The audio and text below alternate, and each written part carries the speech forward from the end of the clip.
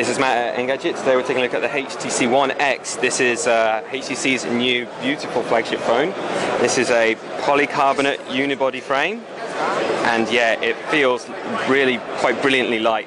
If you take a close look at the speaker grill there, you can see that isn't a grill anymore. In fact, it's actually just a series of machined holes. So yeah, HTC have really kind of bet the farm on the build quality here. The front-facing camera is a 1.3 megapixel affair, while at the back we've got the 8 megapixel primary camera with flash that actually has 5 different degrees of brightness. They've really also paid a huge amount of attention to the camera sensor here. Expect to see some very nice pictures from this device. It's a f2.0 lens in there, while it's also capable of doing burst photography at high speeds.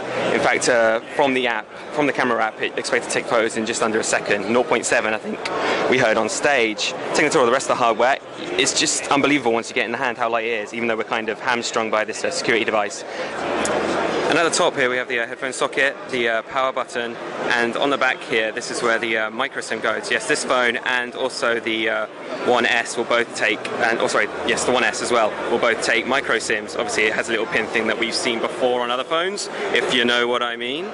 Software-wise, this is HTC's interpretation of Android ice cream sandwich, and there's a few changes, thanks due largely to that quad-core processor.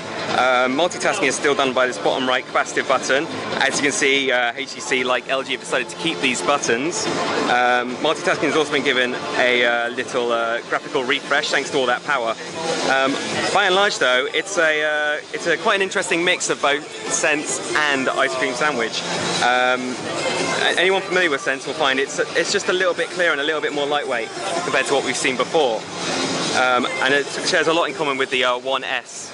So this is Sense 4.0. Anyway, you can check out a full hands-on and very comprehensive gallery in our post soon. This has been Matt at Engadget.